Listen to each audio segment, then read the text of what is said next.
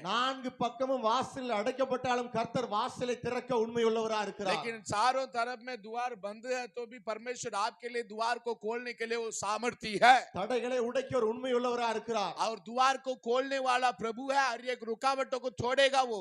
மேய்ப்பன் ஆடுகளை வழி நடத்துவார்.